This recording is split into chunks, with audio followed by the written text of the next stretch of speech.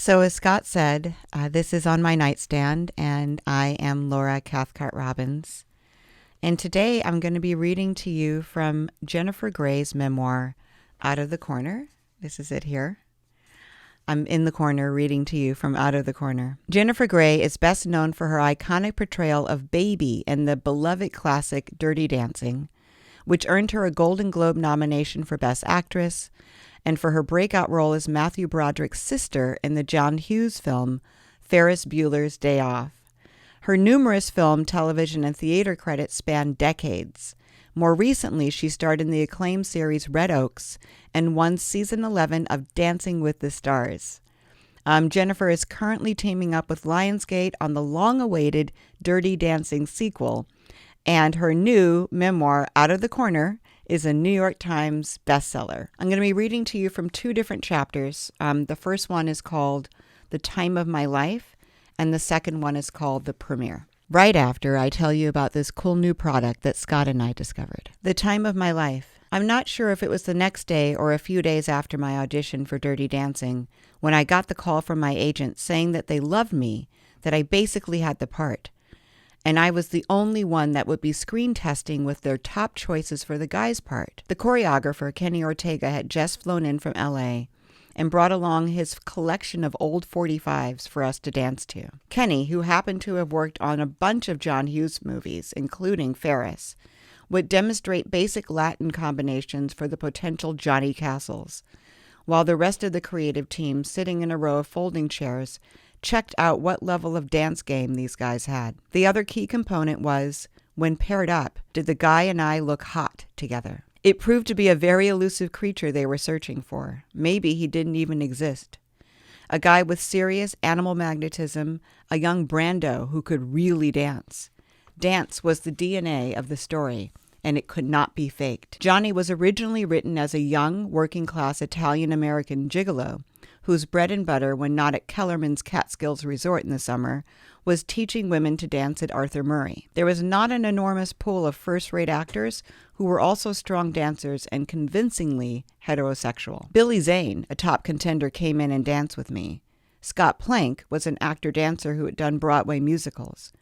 But the second any of those guys who came put their hands on me, I just knew. Enter Patrick Swayze. Patrick had grown up playing football and was also the son of a passionate, kick-ass, respected dance teacher and choreographer in Houston. His mother had her own dance school where Patrick had studied and where he met a ballet dancer, Lisa Niemi, who eventually became his wife.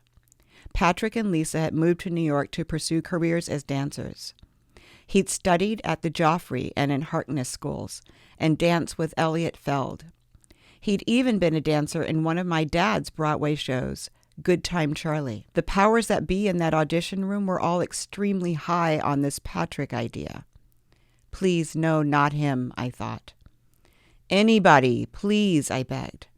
Anybody else, please, I begged. Bonnie, the casting director, beamed enthusiastically. Jennifer, he used to be a professional ballet dancer. Oh, I know. Believe me, I know. Emile, the director, pitched in. Male ballet dancers are trained specifically to partner. Pas de deux is all partner work. He had a point. Having zero experience doing ballroom or Latin dancing, I was in an especially vulnerable position and utterly dependent on the skills of my co-star. This guy, whoever he ended up being, needed to know how to lead. The bunch of audition actors I danced with had either been too tentative on the dance floor or had flung me around too roughly, trying to prove themselves. I felt like it was in everyone's best interest to be transparent about my history with this guy. I've worked with Patrick, I said. We did Red Dawn together. I spent every day for 2 months with him. Trust me, it's not right. It didn't matter what I said. They were bringing him in for this part. The role of Johnny Castle was the big break Patrick had been waiting for. By the time he came to audition, he knew that I'd already been cast, and that he might be a tough sell for me, in light of our history on Red Dawn.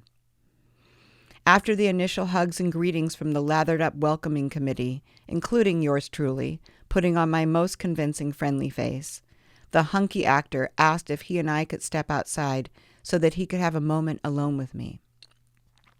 He took my hand and led me across the hall a little ways. Once out of earshot, we turned to face each other, each perfectly mirroring the other, leaning against the wall. Patrick scanned me in my cut-off black tights, dance briefs, roll down, a sports bra, and vintage blue satin high heels, and said, "Whoa, you clean up good, girl." "Thanks." "This is a great part for you," he said. "Congratulations." I know, right? It's crazy. This was softening me up. It felt good to be able to share my news with someone I knew. "I know you're probably thinking, oh no, not this idiot again." Then his eyes started to well up. Real tears. With the most earnest delivery imaginable, he said, "You know, I've always loved you." And he stared into my eyes. "And I've been really working on getting my shit together. So if I get this chance, I swear I'm going to make it up to you. You will not be sorry." I said, "Uh-huh." He smiled and was working hard to get me to smile back. "Come on, you know if we did this together, we'd kill it." I started crying too, but not for the same reasons he thought.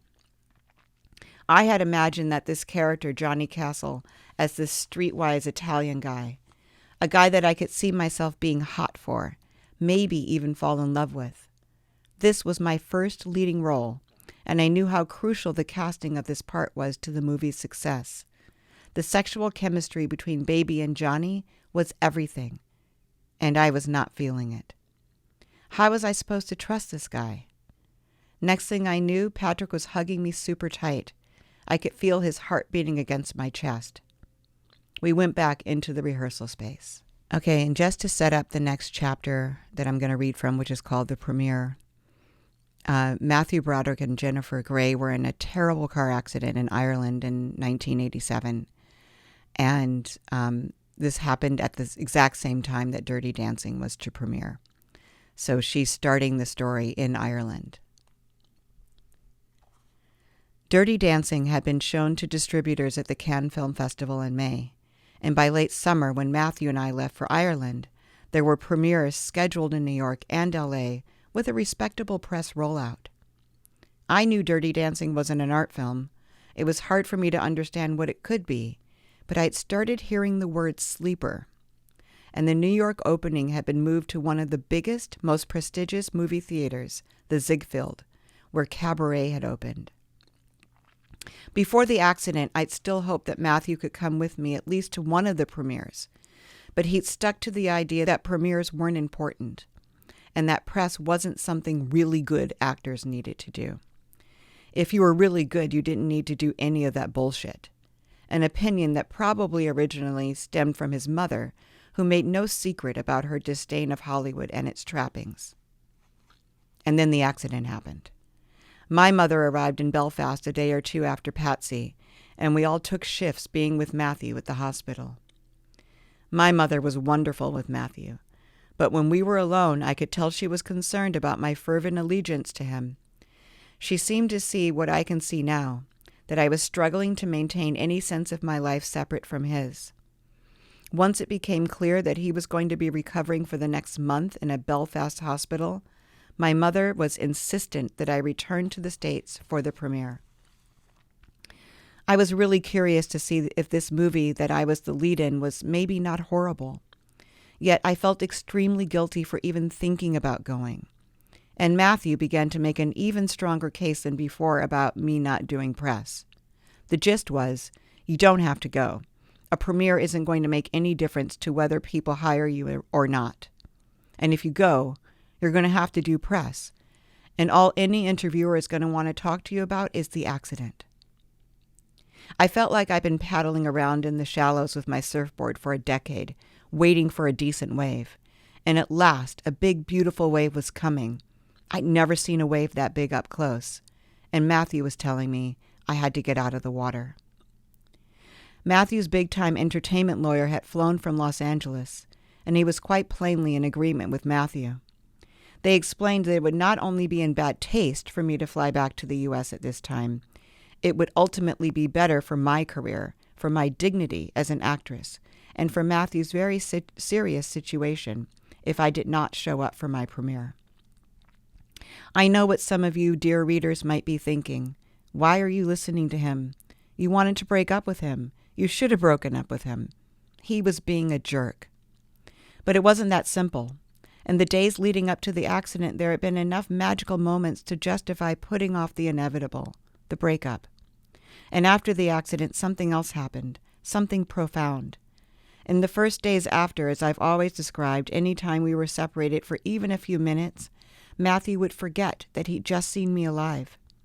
The terror caused by my absence and the subsequent relief that washed over him when he saw me was beyond startling. The way he looked at me in those moments of relief was like an X-ray of how he felt about me. He was so beautiful. All I saw in his face was love. Reduced to his essence, there was no asshole left in him. He was just love. And I loved him in a different way than I had ever loved him before. No matter how much I might have wanted to get out of this relationship, seeing him bloodied, unconscious, his head slumped over the steering wheel, unresponsive, immediately renewed my commitment, because nothing says I love you like, oh my God, he's dead. And the two women in the other car had actually died. Over and over, I kept asking myself, why am I still here? Why are those women gone? Why am I still alive? I was experiencing a dark night of the soul, and I couldn't figure out how to rescue myself except to keep functioning. I wasn't taking stock of the severity of any of the situations I was in. I was injured and acting like I wasn't. I was in a toxic relationship and pretending I could make it right. I was in a serious accident in which people had died, and I should have been dead, but I was behaving as if none of that had happened. I was on automatic pilot, unaware that my nervous system was fully shot, like a charred cartoon character after an explosion. It wasn't that I couldn't cope. It was ridiculous how much I was coping.